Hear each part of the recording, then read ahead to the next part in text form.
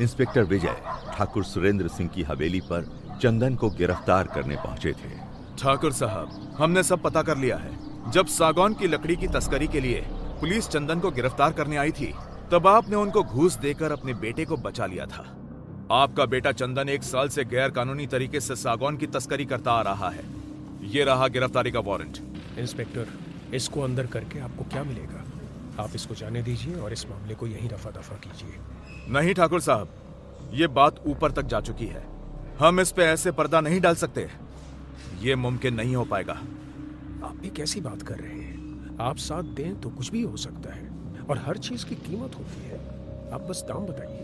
आपको मैं मना नहीं करना चाहता, लेकिन असल बात कुछ और है। आप बताइए तो सही। ये केस खुलेगा तो किसी ना किसी को तो जिम्मेदारी लेनी ही पड़ेगी। मैं समझ गया आप क्या चाहते हैं। इत्मीनान से रहिए, हम उसका भी बंदोबस्त कर देंगे। और फिर आपने उस बेचारे विनोद को इस केस में फंसा दिया। आपने मुझे बुलाया मालिक? हाँ विनोद, हमें तुमसे एक जरूरी बात करनी है। हमारा एक बहुत जरूरी काम है, करोगे ना? मालिक, आप बस हुक्म फरमाइए, मैं आपको निराश नहीं करूंगा। बहुत खूब, हमें तुमसे यही उम्मीद थी। अब देखो, मेरे लिए तो तुम और चंदन एक समान हो, पर आज वो मुसीबत में फंस गया है और तुम ही उसको बचा सकते हो। क्या हुआ चंदन भैया को? दरअसल बात यह है कि चंदन को पुलिस गिरफ्तार करके ले गई है किसी छोटे से केस में। मैंने उसको छुड़ाने का बंदोबस्त तो कर लिया है, लेकिन पुलिस के सामने किसी और को उसका जुर्म कबूल करना पड़ेगा। तो हमें लगा तुमसे ज्यादा भरोसेमंद आदमी कौन होगा। पर मालिक, तुम इतना मत सोचो, छोटा सा केस है। मैं सुबह ही अपने वकील से कह के तुम्हारी बेल करवा दूंगा और तुम्हारे घर 5 लाख का मुआवजा भी भिजवा दूंगा। भेंट के तौर पे रख लेना, तुम्हारा भला भी हो जाएगा और हमारे खानदान की इज्जत भी बची रहेगी। विनोद ठहरा सीधा साधा इंसान। गरीबी के चलते वो लालच में पड़ गया और आपकी बात मानने पे मजबूर हो गया। बेचारा और करता भी क्या, अपनी माली हालत से मजबूर होकर उसने आपके बेटे का जुर्म अपने सर ले लिया और जेल चला गया। आपने उसे जेल से छूट के वापस नौकरी पे रखने का वादा किया था, लेकिन आपने अपनी जुबान नहीं रखी। ना तो उसके घर पर वो रुपए भिजवाए, ना ही उसके माँ बाप की खोज खबर ली।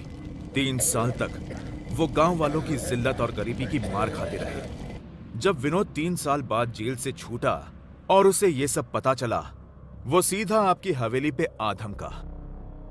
मालिक, विनोद तुम? मालिक, बाबूजी की तबीयत बहुत खराब है, उनका तुरंत इलाज करवाना पड़ेगा, हमारा पैसा दे दीजिए। तुम्हारे जेल जाते ही हमने 5 लाख रुपए तुम्हारे घर भिजवा दिए थे। अब क्या तुम्हें और पैसों का लालच आ गया है? ये कैसी बात कर रहे हैं आप? मेरे घर कोई पैसे नहीं पहुंचे, घर की हालत बहुत खराब है। आप अभी के अभी मेरे मुआवजे की पूरी रकम दे दीजिए। तेरी ये हिम्मत? हमसे धोखाधड़ी करने की कोशिश करता है? निकल जा यहाँ से, इससे पहले कि मेरा हाथ उठ जाए। धोखा तो तुमने मुझे दिया है। पहले मुझे झूठे केस में फंसाया और मेरी बेल नहीं कराई। मेरे घर वालों को कितनी जिल्लत झेलनी पड़ी तुम्हारे बेटे की वजह से, और अब मेरा पैसा छीन रहे हो। एक बात कान खोल कर सुन लो, मैं चाहूं तो अभी बड़े साहब को जाकर सब सच बता सकता हूं। गांव भर में तुम्हारी बची खुची इज्जत भी चली जाएगी और तुम्हारा ये नालायक बेटा भी जेल चला जाएगा। सीधे तरह से मुझे मेरा पैसा और नौकरी वापस कर दो, वरना अच्छा नहीं होगा।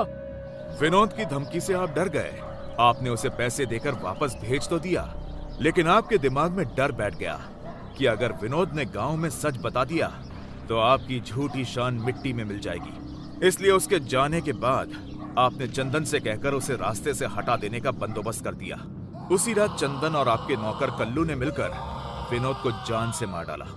जब इतना सब जान ही लिया है तो ये भी सुन लीजिए। ये सच है कि मैंने विनोद पे जुर्म कबूलने को मजबूर किया था, जिससे कि मेरी खानदानी इज्जत बनी रहे। अब क्या करें, जब औलाद ही ऐसी निकले तो आदमी और क्या कर सकता है। अपनी खानदानी इज्जत को अपने बेटे की छोटी सी नादानी से कैसे बर्बाद होते देख सकता था। मैं मानता हूं मैंने चंदन को बचाने के लिए विनोद को इस केस में फंसाया, पर मैं अपनी जुबान का पक्का हूं। अपने वादे के मुताबिक मैंने उसके घर 5 लाख रुपए भिजवा दिए थे, इसलिए आप ये नहीं कह सकते कि मैंने अपना वादा पूरा नहीं किया। विनोद के मन में पैसे का लालच आ गया था। जिस दिन वो जेल से छूट के आया, मैंने उसे दोबारा 5 लाख रुपए दिए।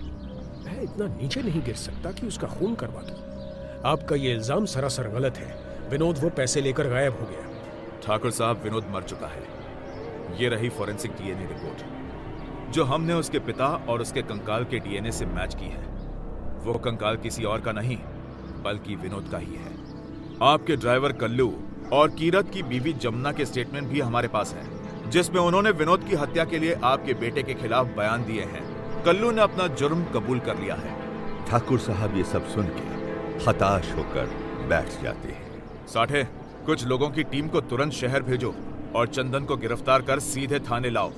जी साहब। ठाकुर साहब, अब तक आप चंदन को कई बार बचा चुके हैं, लेकिन अब अगर आपने कुछ ऐसा किया तो मुझे आपको भी गिरफ्तार करना पड़ेगा। अगर चंदन यहां आए तो बेहतर यही होगा कि आप उसे पुलिस के हवाले कर दीजिए। उधर इंस्पेक्टर विजय के केबिन में। सर, उस कंकाल की गुत्थी तो सुलझ गई, अब बस ज्योति का पता लगाना है। कुछ सवाल अभी भी अनसुलझे हैं। विनोद के फॉरेंसिक रिपोर्ट में 2 तरह की मिट्टी क्यों पाई गई? कल्लू और जमुना के बयान से तो विनोद को 2 साल पहले ही इमली के पेड़ के नीचे दफना दिया गया था। फिर ज्योति ने उस रात विनोद का खून होते हुए कैसे देखा?